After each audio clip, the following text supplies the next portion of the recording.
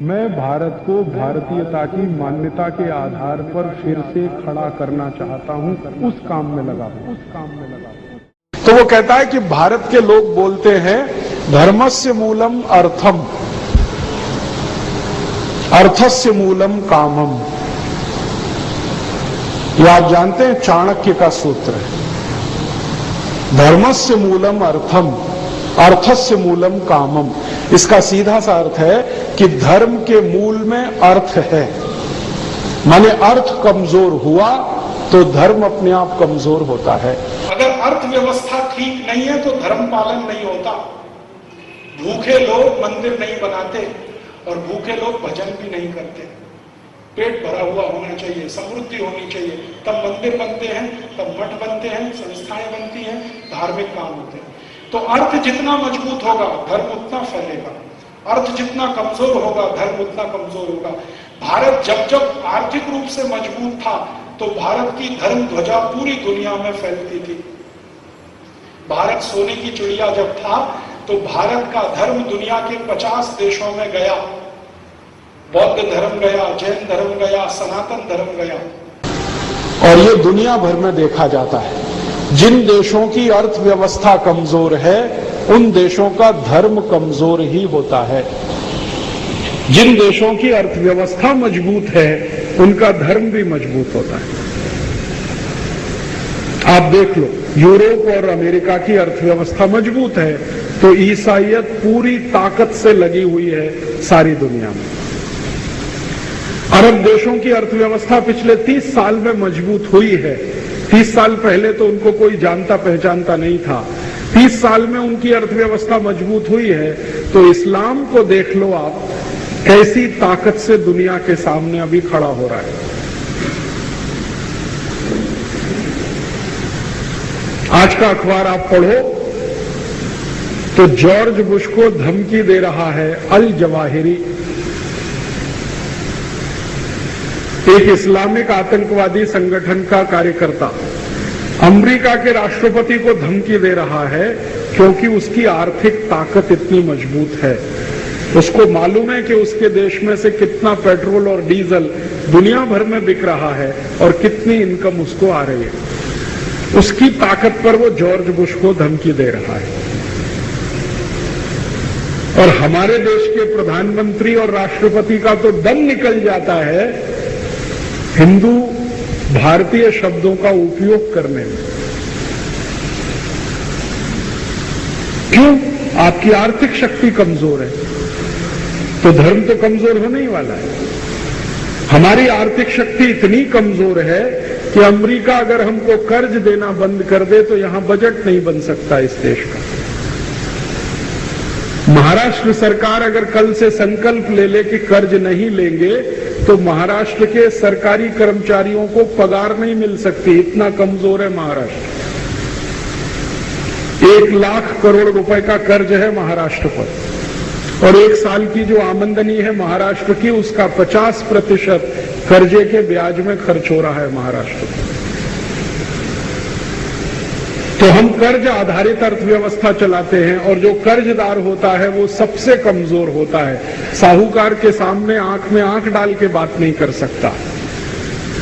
तो चूंकि हमारी अर्थव्यवस्था कमजोर है इसलिए धर्म भी कमजोर है और जिन देशों का धर्म कमजोर होता है वहीं के नेता धर्मनिरपेक्षता की बात करने लगते हैं।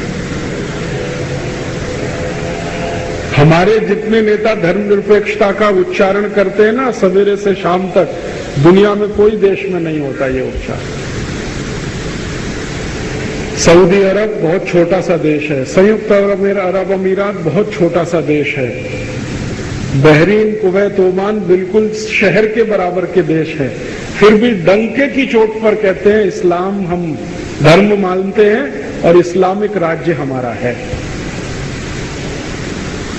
और आप संयुक्त अरब अमीरात या जैसे किसी भी देश में चले जाइए, मस्जिद में अजान जब होगी तो सारी दुकानें बंद करनी ही पड़ती हैं, भले आप हिंदू हो या ईसाई हो। दुबई चले जाइए आप, अबू धाबी चले जाइए, दोपहर की नमाज जब पढ़ी जाती है तो सारे कारखाने, सारी फैक्ट्रियां, सारे कॉलेजेस, हॉस्पिटल सब बंद कर दिए जाते हैं जितनी देर अजान चलती है। और लाउड स्पीकर इतना तेज तेज बोलते हैं कि आपका कान फट जाए। आप हिंदू हैं, 37 लाख हिंदू रहते हैं वहां, उन सबको काम छोड़ के बैठ जाना पड़ता है जितनी देर अजान चलती है। यूरोप में चले जाइए, कहीं भी आप देख सकते हैं इस बात को कि ईसाइयत का कोई पर्व आ गया बड़े से बड़ा, तो सरकार क्या, सरकार के ऊपर की सरकारें सब बंद करके उस पर्व में लग जाती है। ईस्टर आता है ना, ईस्टर, तो ईस्टर के समय अगर आप यूरोप में रहते हैं, भले हिंदू हैं, लेकिन जबरदस्ती आपको जाना ही पड़ेगा उस छुट्टी के साथ जो ईसा मसीह के लिए तय की गई है। वो कभी नहीं कहते कि हम धर्मनिरपेक्ष हैं। ये धर्मनिरपेक्ष तो कमजोर लोगों का शब्द है। और भारत में परिभाषा माने तो धर्म के निरपेक्ष कुछ होता नहीं है, ना आप ना मैं। संप्रदाय निरपेक्ष कुछ हो सकता है, पंथ निरपेक्ष कुछ हो सकता है, धर्म निरपेक्ष तो दुनिया में कुछ नहीं होता, क्योंकि हमारे यहां धर्म के 10 लक्षण हैं। जो धारण करे वो धार्मिक है। यहां मंदिर में आके घंटा बजाना ये कर्म कांड है, धर्म नहीं है। धर्म तो धारण करने वाले 10 लक्षणों के आधार पर चलता है। मनुस्मृति में वो लक्षण दिए गए हैं। धर्म क्या है? जो व्यक्ति उसको धारण करे उसके 10 लक्षण हैं, वही धार्मिक है। वो हिंदू हो, मुसलमान हो, ईसाई हो, पारसी हो, इससे कोई लेना देना नहीं है। जो उन लक्षणों को धारण करे वो धार्मिक है। ये हमारी परिभाषा है, लेकिन संविधान में बिल्कुल उल्टा है कि जो मंदिर में जाए घंटा बजाए वो धार्मिक है, कोई तिलक चंदन ऐसे लगाए कोई ऐसे लगाए वो धार्मिक। ये सब कर्म कांड है। और कर्म कांड करना इसलिए पड़ता है कि धर्म के साथ आप जुड़े रहें। अगर कर्म कांड नहीं होगा तो छूट जाता है सब कुछ। तो हमारे ऋषि मुनियों ने बहुत सोच समझकर धर्म को अलग किया, कर्म कांड को अलग किया। कर्म कांड जिंदगी का हिस्सा बना दिया ताकि आप उससे अलग ना हो जाएं, और धर्म बता दिया कि ये लक्षण हैं, इनको आप धारण करो। मनुस्मृति में बिल्कुल स्पष्ट परिभाषा है, और इतनी सुंदर परिभाषा है कि दुनिया में कोई दे नहीं सकता उसको। पूरे ब्रह्मांड के लिए वही है, और वो मनुष्य के लिए नहीं है, मनुष्यतर प्राणियों के लिए भी वही परिभाषा है। पशु हैं, पक्षी हैं, कीड़े हैं, मकोड़े हैं, चींटी है, हाथी है, सबके लिए वही है। तो हमारे यहां तो अगर धर्म के निरपेक्ष आप चले जाएं तो ये ब्रह्मांड ही रसातल में चला जाए, दुनिया ही नहीं चलेगी।